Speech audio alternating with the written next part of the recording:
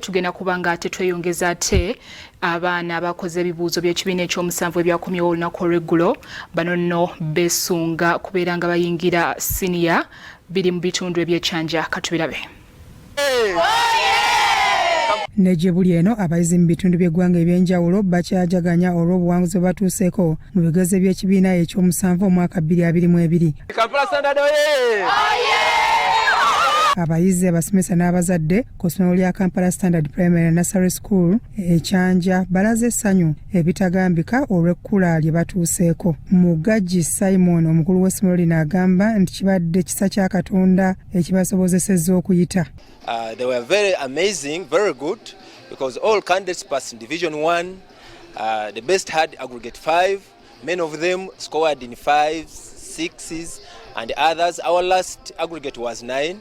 We want to thank God for this achievement. Abayizi n'abazadde boogedde ku buwanguzi bwe batuuseeko. Promoting children comes from the commitment of all the three parties, the parents, the teachers, and the candidates themselves. Bana bano badde nga bava mu lockdown naye Mukama abakozesezza bulungi tukitibwa n'ettendo tukiddiza Katonda. Twebaza Mukama omwana yafunye aggregate 5.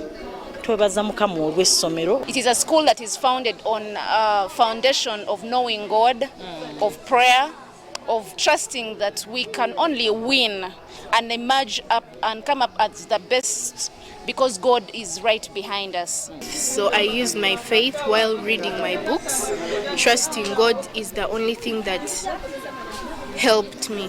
When I grow up, I'm hoping to be a lawyer who specializes in medical cases, and the reason behind this is because some people after having surgery they are not treated well. N'aba Sauda Primary School abasangibwa e Mutungo mu Gombola y'e Nakawa nabo bajja kuzza olw'ekkula lye batuuseeko.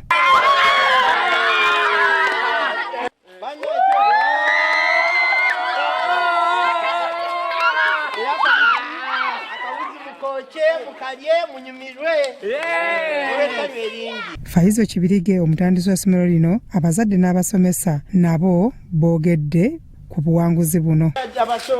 Abayizi ba Sauda Primary School olw'okubanga mwakoze bulungi. Ku baana 32 be twatuuza 20 bayisize first grade. So twebaza Mukama Katonda. Twagala okwebaza abazadde abawadde school fees. Njo okwebaza abasomesa nze ng'omuzadde ndi musanyufu nnyo okulaba nti omu ku baana bange nayitidde mu first grade.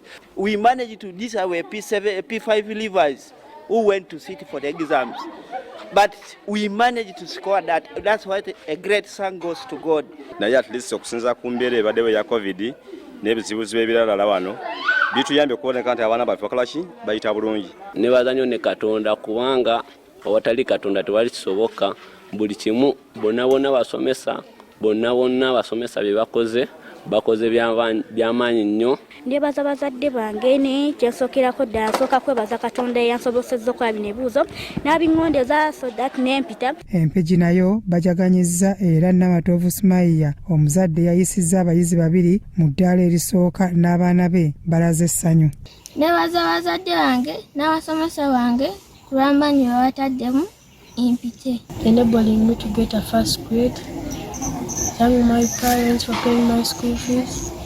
Thank God for enabling my teachers to teach me.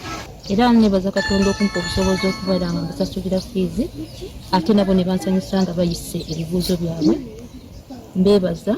Abalala abakoze obulungi kuliko Kisugu Junior School erisangibwa Embale mu Mpigi Town Council nga ku bayizi 20 be batuuzizza bafunye first grade 16 ne second grade 4 era omuyizi eyasinze yafunye obubonero 5. Twebaza nnyo Katonda okuba nti yabadde mu nsonga eno abaana okuyita bonna mu mpita gye bayise mu Mpigi district okulaba nga tugyetise ne tubeera nga twakoze bulungi. I thank God that I managed to get 7 aggregates. I thank God and my teachers that I managed to get aggregate 5. Mulekerawo abakyala okubeera awo ne mulowooza nina mwami mwebeerere mumukole muweerere.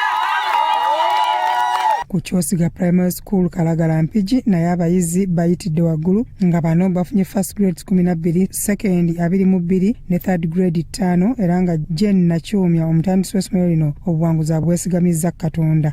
Tulina essanyu lingi nnyo okulaba nga abaana baffe basobodde okuyita ebibuuzo bya P7 era nga bulijjo bwe tubadde tukola tusuubiza abazadde tujja kwongera okukola obulungi. Nebaza Katonda olw'okuwa okusobozesa okufuna first grade y'obubonero 8 nali sikisuubira. Nebaza Katonda okunnyamba okufuna first grade. Nebaza Katonda olw'okunsobozesa okukola first grade naye nafunye obubonero 12. Biwola Gabriel ne Mutale Mwakizito, Crossroads TV, Omunnyo.